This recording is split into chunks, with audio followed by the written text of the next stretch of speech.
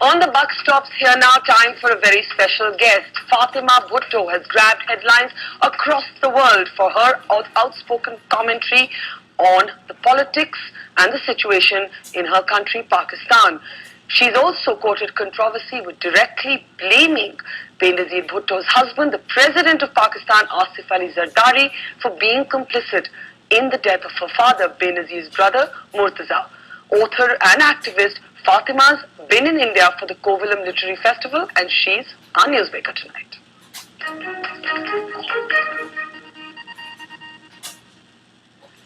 All right, Fatima, always a pleasure talking to you. I remember when we last met in Delhi here in our studios, your book had just come out, your very moving and provocative book.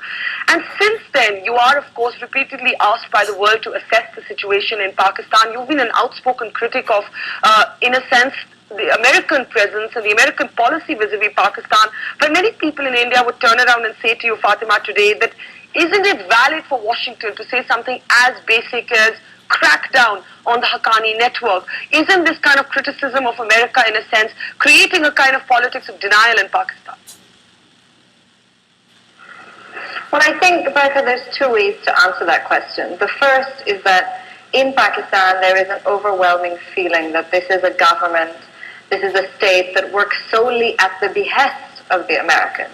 You've seen thousands of deaths, Pakistani civilians being killed in drone attacks. Under the Obama administration, there's been one drone attack every 4 days somewhere in the world, usually in Pakistan. This is a government that has opened its skies so a foreign power can kill its people. We know that last year when Pakistan was hit with devastating floods, that the Shahbaz Air Base in Balochistan was not able to facilitate relief efforts because it was being used by the Americans for their war effort. The Swat War in 2009 was fought because the Americans told the government and the army to fight it. That was a war that displaced some 3 million people in the country, many of whom are still homeless. So the feeling in Pakistan is that actually one doesn't see the government working for Pakistani people. We see it working for America. And the second, I guess, is that it's the American government that has propped up really what is terror or what is terrible in Pakistan. They have supported dictatorial regimes. They supported the military regime of General Pervez Musharraf for 8 years. And now they're supporting for the last 3 years the most corrupt civilian autocratic government there is.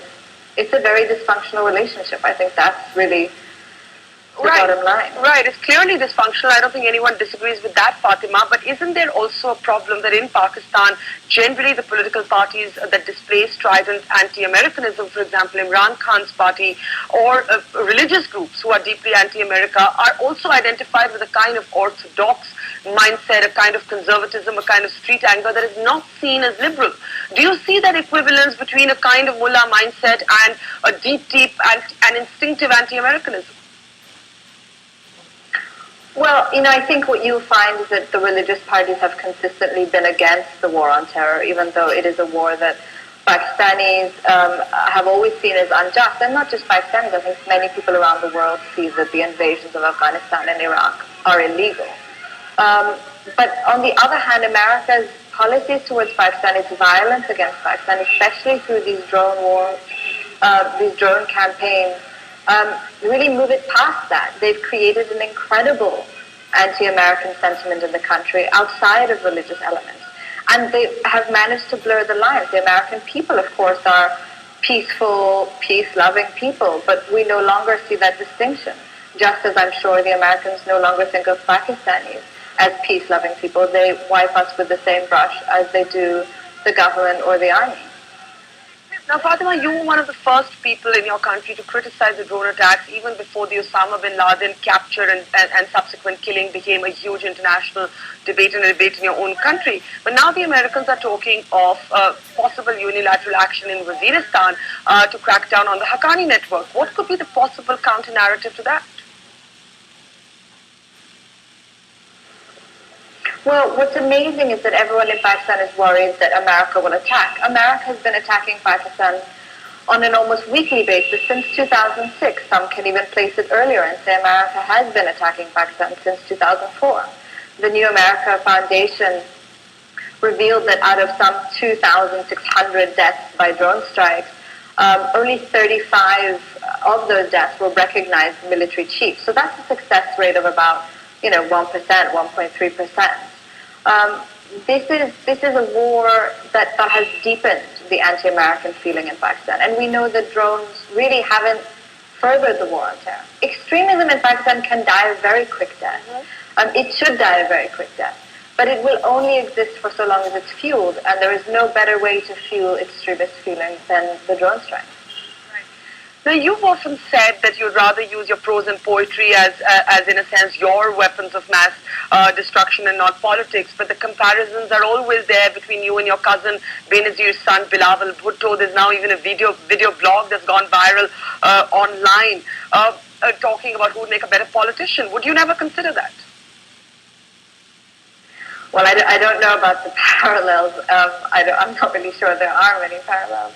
But I would say that there is a freedom to being outside the system. This is a political system that has been so brutalized, that has been so corrupted by particularly this, that there are, one family or two families that are the answers to everything, and it's simply not the case. Pakistan has to go towards democracy, and we don't further democracy in our country by sticking to the usual suspects. That has to be opened up. So I'm very, very, very happy to stay outside the system and support new voices and new people, and especially amongst the youth. Right. Well, I don't know if everybody in your country would accept that as the last word, but now in your book, you actually wrote very movingly about being a young girl, watching her father killed in the most violent way. You've said subsequently that you've used your writing to help you get past that fear and grief. Do you believe that you are altered in a sense as a person forever because of the violence you grew up with and surrounded by? Well, altered in the sense that there is nothing I abhor more than the easy and enthusiastic use of violence. In that way, of course, anyone who's experienced violence, whether in their family or in their community, will be forever shaped by it. But I think it's important to leave an experience that is violent with a firm commitment then to certain principles, to the principles of justice over revenge, to the principles of nonviolence, the ethics of nonviolence over that of continued force. So my brother and I have been very lucky to have a very strong mother who instilled those principles in us. So we are changed, but I hope we're changed for the better. Through the years, you've blamed, in a sense, your aunt Benazir Bhutto's family for being complicit in the